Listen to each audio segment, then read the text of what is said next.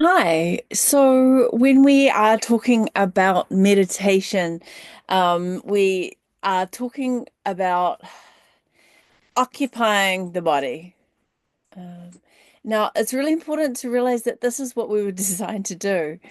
We designed to inhabit this body. This body, we have grown this body around our soul, around our self, around our personality.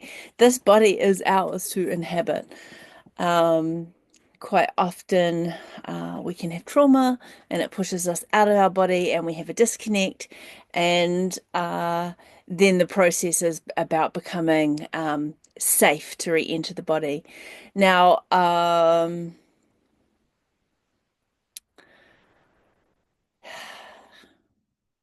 everyone has their way in. Um, that makes it easier for them to re-inhabit the body. So, I encourage you to find your in. Now, when we're talking about meditation, it's quite easy to put that in the camp of being unable to inhabit the body due to trauma. Now, that's viable, but there needs to be a reframe in that, in the respects of this is your right to inhabit this. This is your soul right. And it's my job today to invite everybody into the body in a way that is accessible, perhaps to most people. So quite often when we go to meditate, we're told we sit and observe, and that's fine because, but there might be things in the body that is hard to observe. So what does it look like, or what do we need to be able to actually hold our awareness in the body?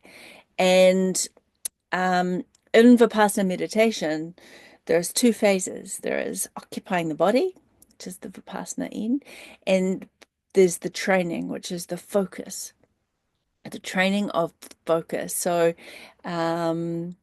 with this really prevalent ADHD in society, hugely important for us to be able to start to cultivate focus. And this is where I start training, and this is where I started training, and this is where I suggest people start training, is in simple focus cultivating exercises.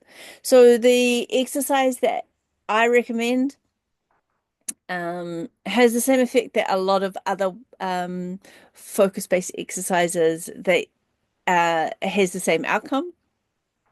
Um, Candle gazing, um, chanting on the breath, um, drawing the breath up and down the spine.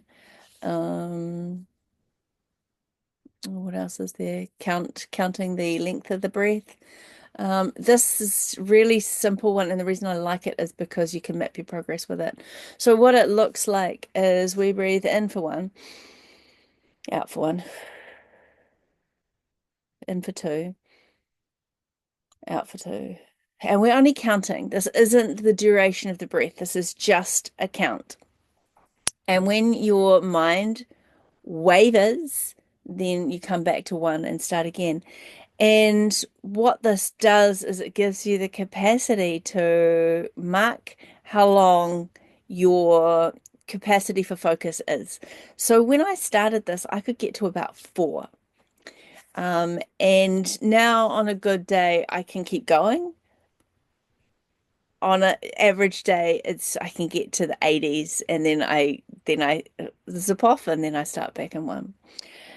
This is a really helpful practice because you're actually inhabiting the focus capacity, which is part of the brain. You're not actually being going into the whole somatic equation.